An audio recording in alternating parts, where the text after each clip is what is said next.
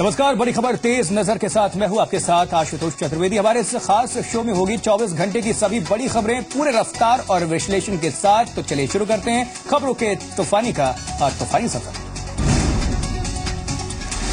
केंद्र सरकार ने अपने सभी मंत्रालयों से कहा है, यदि अल्पसंख्यकों के 6 जमात में से नियुक्ति में किसी भी जमात की इस बार संख्या कम हुई तो इसकी वजह उन्हें बतानी होगी।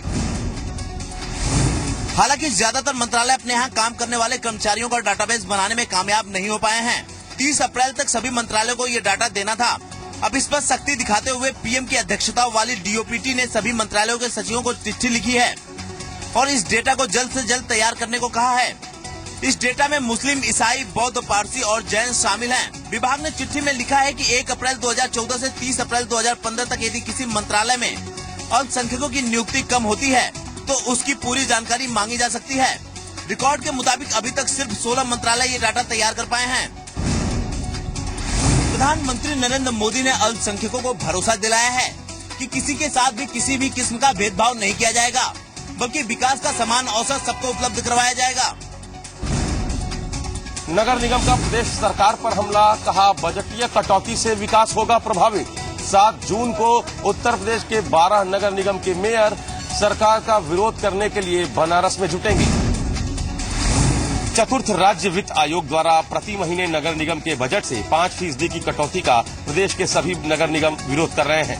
उत्तर प्रदेश के महापौर और महापौर परिषद के महामंत्री रामगोपाल मोहले ने उत्तर प्रदेश सरकार पर आरोप लगाया है कि प्रदेश सरकार स्थानीय निकाय को कमजोर करना चाहती है। पहले से ही नगर निगमों पर काफी दबाव है और ऐसे में ये कटौती विकास की गति को बाधित करेगा। 7 जून को सभी 12 निगमों के मेयर बनारस में एकजुट होकर प्रदेश सरकार का विरोध करेंगे।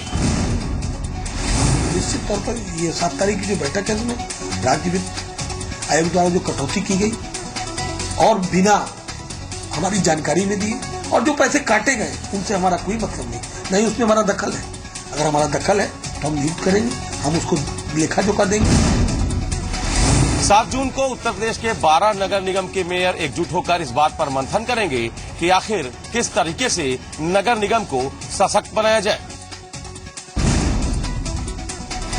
मुख्यमंत्री अखिलेश यादव की उपस्थिति में खेल विभाग का एक कार्यक्रम 5 कालिदास मार्ग स्थित उनके सरकारी आवास पर हुआ। कार्यक्रम में तमाम गणमान्य अतिथि भी मौजूद थे।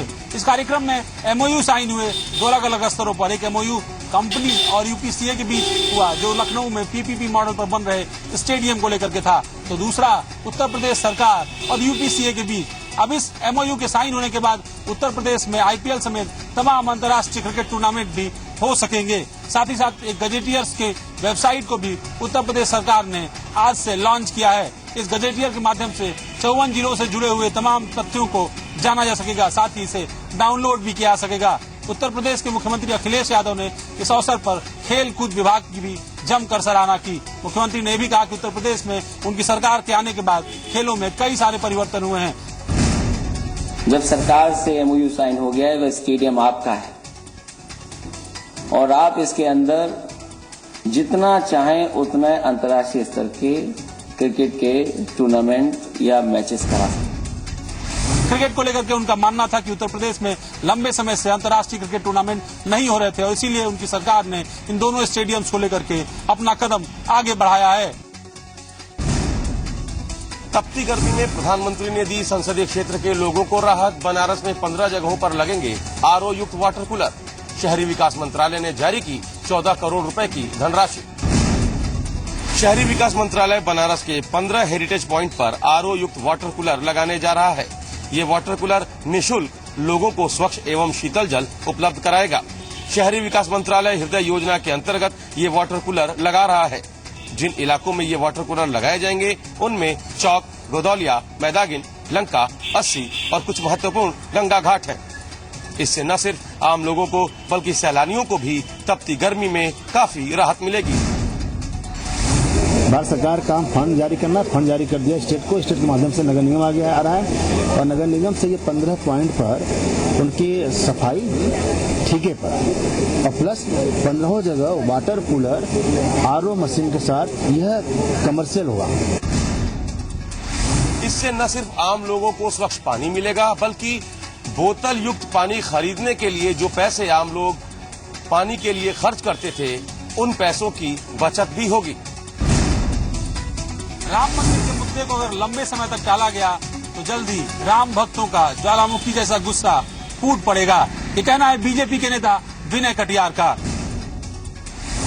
दरअसल जी संगम से बात करते हुए बीजेपी नेता विनय कटियार ने कहा कि केंद्र सरकार को राम मंदिर के मुद्दे को सुलझाने के लिए जल्द कदम उठाने चाहिए। बीजेपी नेता कटियार ने कहा कि अब तो कोर्ट का फैसला भी आ चुका है, इसलिए सरकार को चाहिए कि वो सभी पक्षों को सामने लाकर उससे बातचीत करे और मुद्दे को जल्द से जल्द हल किया जाए। नहीं, बहुत देर तक इग्नोर नहीं किया जा सकता है। कारण है कि कोई ये कहे कि नहीं हमारे पास संख्या नहीं है, बाकी नहीं है, तो मेरा कहना बातचीत तो शुरू करो। साथ ही बीजेपी नेता का यह भी कहना था कि इस मुद्दे पर पूर्व प्रधानमंत्री नरसिंह राव पर भी सवाल खड़े किए गए हैं। वहीं राम मंदिर मुद्दे पर शंकराचार्य स्वरूपानंद सरस्वती का कहना है कि मंदिर निर्माण का अधिकार रामालय ट्रस्ट को है, न कि बीएचपी को। उन्होंने कहा कि बीजेपी इस मुद्दे को आगामी चुनाव में भुनाना चाहती है। दरअसल राम मंदिर का मुद्दा बीजेपी के लिए हमेशा गले की हड्डी रहा है।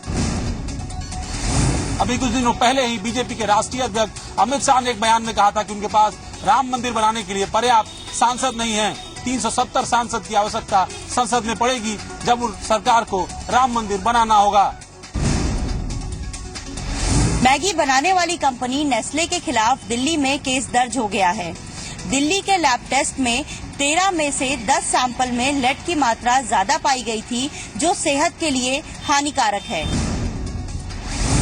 दिल्ली सरकार ने मैगी पर जुर्माना लगाने का भी फैसला किया है। पूरे मामले पर नेस्ले से जवाब मांगा गया है। वहीं आज केरल में भी सरकारी दुकानों में मैगी की बिक्री पर रोक लगा दी गई है। इसके अलावा हरियाणा सरकार ने भी राज्य के सभी सीएमओ को मैगी के सैंपल लेकर जांच के आदेश दिए हैं।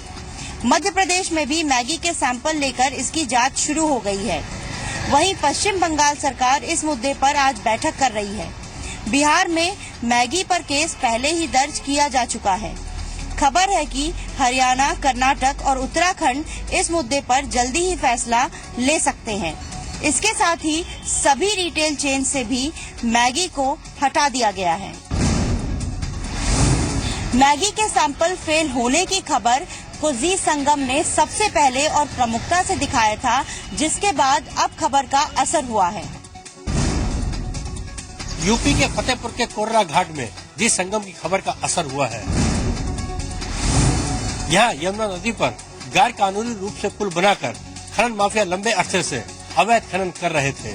जी संगम पर प्रमुखता से खबर दिखाए जाने के बाद जिला प्रशासन हरकत में आया और कोर्रा घाट पहुंचकर अवैध पुल को गिरा दिया। हालांकि घाट संचालक जिला प्रशासन पर खनन माफिया से साठगांठ का आरोप लगा रहे हैं। इस मामले में जब जिलाधिकारी से बात करने की कोशिश की गई तो उन्होंने कोई प्रतिक्रिया देने से इनकार कर दिया। अवैध खनन को लेकर जिला प्रशासन ने कार्रवाई जरूर की है, लेकिन देखने वाली बात यह होगी कि खनन माफियाओं को पूरी तरह नेस्तनाबूद करने तक यह कार्रवाई जारी रहती है। खनन माफियाओं के खिलाफ गौतम बुद्ध नगर प्रशासन को एक बड़ी कामयाबी मिली है। जिस नक्सल को तोड़ने के लिए पिछले कई सालों से प्रशासन कोशिश कर रहा था, उसमें अब वो सफल हो गया है। पुलिस ने खनन माफियाओं का सिंडिकेट तोड़ा है, जिसमें दिल्ली, हरियाणा और यूपी में फिरोजाबाद और अलीगढ़ समेत कई जिलों के रसूखदार लोग भी शामिल थे।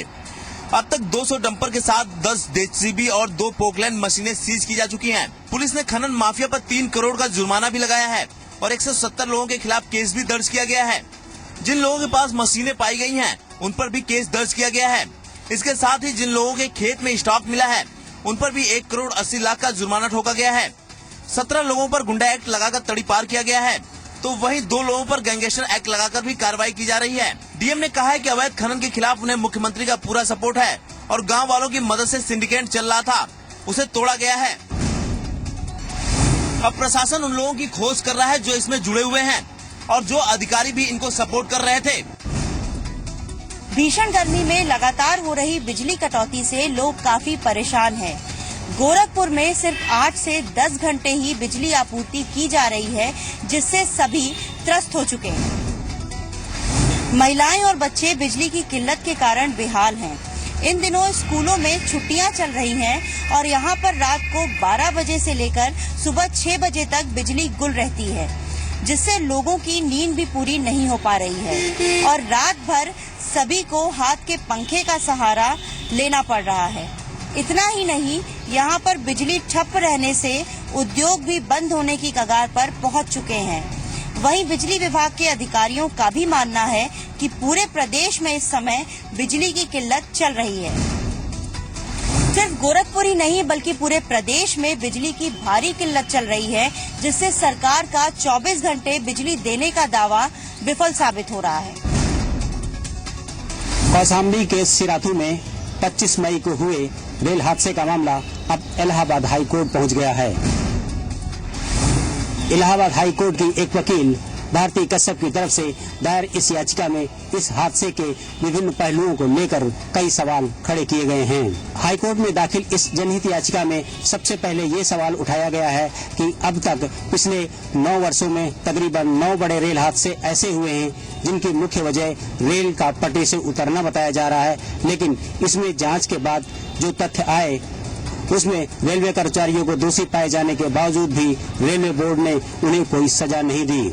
इस याचिका में मांग की गई है कि रेलवे बोर्ड की तरफ से ऐसा कोई नियमावली या कानून बनाया जाए जिनके तहत इस तरह की लापरवाही करने वाले रेल कर्मचारियों या रेल अधिकारियों के खिलाफ कानूनी कार्रवाई हो। गौरतलब है कि 25 मई को कौशाम्बी के सिराथू रेलवे स्टेशन के पास हुए रेल हादसे में 3 लोगों की मौत हो गई थी, जबकि सैकड़ों लोग इस मामले में अभी भी घायल हैं, जिनमें से कई लोग अपंग हो चुके हैं। इस मामले की सुनवाई अब इलाहाबाद हाई कोर्ट में 4 जून को होगी। इस दिन ही तय होगा कि इस तरह के हादसों को लेकर जिम्मेदार अधिकारियों के खिलाफ कार्रवाई करने के लिए शासन क्या नीति बनाती है। पूर्व केंद्रीय मंत्री और कांग्रेस नेता सलमान खुर्शीद की मुश्किलें बढ़ती दिख रही हैं। खुर्शीद के जाकिर हुसैन मेमोरियल ट्रस्ट के जरिए चल रहे नवाबगंज हॉस्पिटल में मजदूरों का वेतन न मिलने का मामला तूल पकड़ता जा रहा है। इस मामले की शिकायत पर कानपुर के श्रमायुक्त रवि श्रीवास्तव ने ट्रस्ट की डायरेक्टर लुइस खुर्शीद की चल अचल संपत्ति से वसूली करने को लेकर जिलाधिकारी को नोटिस भेजा है। जाकिर हुसैन मेमोरियल ट्रस्ट को हर कर्मचारी को 2,61,540 रुपए का भुगतान करना होगा।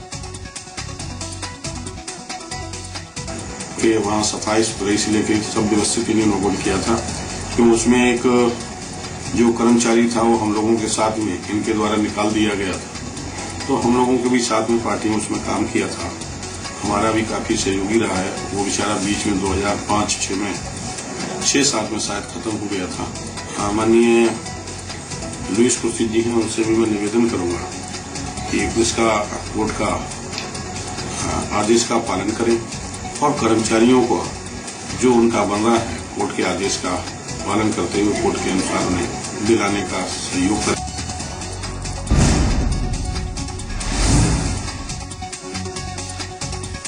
फरीदाबाद में बिना एमआरपी की किताबें बेचे जाने के मामले पर जी संगम की खबर का असर हुआ है। सिटी मजिस्ट्रेट ने मामले की जांच के आदेश दे दिए हैं। मजिस्ट्रेट के आदेश के बाद माप तौल विभाग की टीमों ने शहर भर की बड़ी दुकानों में छापेमारी की है। जी संगम ने खबर दिखाई थी कि देश के कई बड़े प्रकाशक किताबों में ओवर प्रिंट करने के साथ ही किताबों में एमआरपी नहीं लिख रहे हैं। इस बात से अभिभावकों में भी काफी गुस्सा है। उनका कहना है कि ऐसे प्रकाशकों पर सख्त कार्रवाई होनी चाहिए।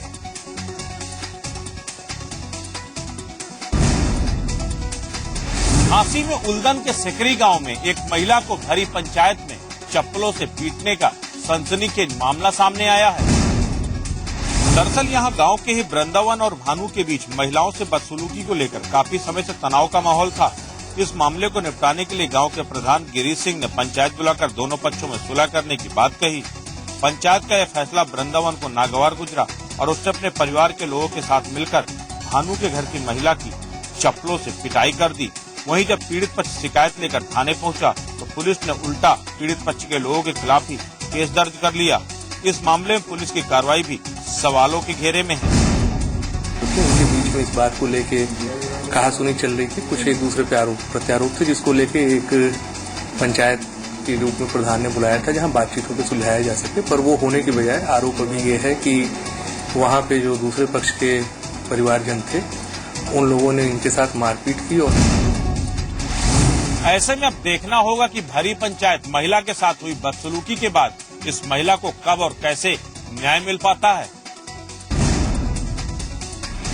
मैनपुरी के थाना कृष्ण इलाके में ससुराल पक्ष के लोगों पर बहू की पीट कर हत्या करने का आरोप लगा है। आरोप है कि महिला की हत्या कर उसके शव को पंखे से लटका दिया गया। बताया जा रहा है कि 6 मार्च 2011 को रेणु से विनीश की शादी हुई थी। कुछ दिन तक सब कुछ ठीक ठाक चला। बाद में ससुराल पक्ष की ओर से दहेज की मांग होने लगी। जब परिजनों ने इनकी मांग नहीं पूरी की तो रेणु के साथ मारपीट की गई। रेणु के परिजनों का आरोप है कि उसके पति ने अपने परिवार वालों के साथ मिलकर रेणु को इलेक्ट्रिक करंट दिया, जिससे उसकी जान चली गई। उसके बाद शव को फांसी से लटकाकर फरार हो गए।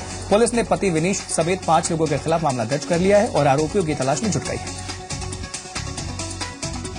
उन्होंने एक 2-4 महीने सही रखा। उसके बाद उन्होंने दीदी को मारने लगे और कहने लगे और बाकी मैं और सामान चाहिए, ये सामान चाहिए, और 1-2-4 सामान फूट गए थे तो उनसे कहते थे हमें नया पूरा सामान दोबारा चाहिए। और अब की बार इन्होंने उन्हें इलेक्ट्रिक करंट लगाकर और उनके हाथ वगैरह यहाँ पे लगाया इलेक्ट्रिक करंट और उन्हें जला दिया। ये कहते थे जंजीर दो और 1 लाख रुपया दो, हम दुकान करेंगे मोबाइल की। अच्छा, तो उसके बाद फिर कैसे क्या किया आपने, दिया या नहीं दिया? मेरे पास नहीं साधन था, मैं गरीब आदमी थे, मैं नहीं दे सके। बेटे को बेर तंग कर रहे थे। फिर क्या किया उन लोग, ससुराल वालों ने क्या किया? ससुराल वालों ने रात में जो है उसको पहले मारा, मारपीट की, इसके बाद जो है गला फांसी लगा के और मार डाली। मथुरा रिफाइनरी से दिल्ली जाने वाली डीजल पाइपलाइन से तेल चोरी करने का सनसनीखेज मामला सामने आया है। दरअसल मथुरा रिफाइनरी से दिल्ली जाने वाली इस डीजल पाइपलाइन में चोर सेंधमारी कर डीजल चोरी कर रहे थे, लेकिन जब चोर इसमें से और ज्यादा डीजल लेने की कोशिश की तो ये पाइपलाइन में लगा वाल्व फट गया और इसमें से डीजल की धार फूट पड़ी। धार को देखकर गांव में दहशत फैल गई। लोगों ने आनन फानन में घरों के चूल्हे और आग के काम को बंद कर दिया। पाइपलाइन फटने और उसमें से डीजल निकलने की जानकारी मिलते ही रिफाइनरियों के अधिकारियों के भी हाथ पैर फूल गए और वे आनन फानन में मौके पर पहुंचे और उसके बाद उन्होंने पाइपलाइन को वेल्डिंग कर दुरुस्त कराया। लेकिन ये कोई पहला मौका नहीं है जब रिफाइनरी से तेल चोरी करने का मामला सामने आया है, बल्कि इससे पहले भी कई बार पाइपलाइन से डीजल और पेट्रोल चोरी कर माफियाओं ने करोड़ों का चूना लगाया है। रामनगर के आम पोखरा से वन गुज्जरों को जबरन हटाए जाने का पत्ता हाईकोर्ट पहुंच गया है। 21 मई को यहां रह रहे 26 वन गुज्जर परिवार को वन विभाग ने जबरन हटा दिया था, जिसके खिलाफ उन्होंने हाईकोर्ट का दरवाजा खटखटाया, जिस पर सुनवाई करते हुए अदालत ने राज्य सरकार से 15 जून तक जवाब दाखिल करने को कहा है। वहीं तब तक यथास्थिति बनाए रखने के आदेश दिए गए।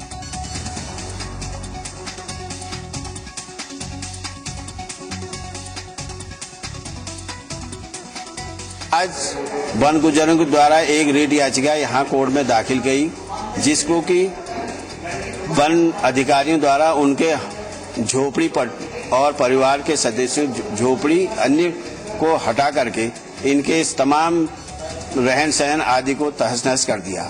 ये वन गुज्जर 1985 से यहाँ रामनगर क्षेत्र के ओम पोखरा रेंज में रहते चले आ रहे हैं, जिन पर कि 1998 में उत्तर प्रदेश सरकार द्वारा इनको 1 एकड़ जमीन अपने मवेशियों को चराने हेतु और झोपड़ी बनाने के लिए दी गई है। ये इन वन गुज्जरों का मुख्य दूध निकालना और दूध बाजार में बेचना है। आपदा के 2 साल बाद भी केदार घाटी के गुप्त काशी, चौमासी और कालीमठ इलाके में हालात सुधरे नहीं है। यहाँ 12 किलोमीटर लंबा मोटर मार्ग अब भी क्षतिग्रस्त पड़ा हुआ है, जिससे ग्रामीणों को मीलों पैदल चलना पड़ रहा है। वहीं इस इलाके के चिलौड़, कालीमठ, जालमल्ला, जालतल्ला समेत दर्जनों ऐसे गांव हैं जहां मुश्किलों से लोग जूझ रहे हैं।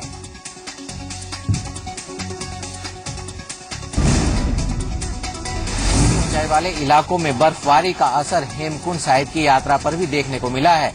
बर्फबारी के चलते हेमकुंड यात्रा मार्ग पर अटलाकोटी से 3 किलोमीटर आगे हिमखंड आने से यात्रा प्रभावित हुई है। उत्तर भारत में एक ओर जहां मैदान भीषण गर्मी की चपेट में है, वहीं उत्तराखंड के ऊंचे हिमालयी क्षेत्रों में बर्फबारी देखने को मिली है।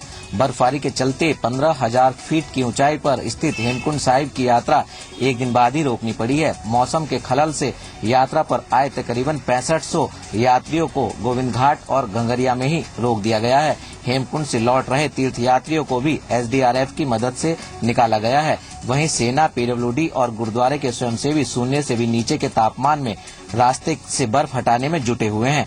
आपको बता दें कि बड़ी संख्या में आ रहे तीर्थ यात्रियों को ऋषिकेश, श्रीनगर, गोविंद घाट के गुरुद्वारों में रोका गया है, जहां रहने और खाने की पूरी व्यवस्था की गई है।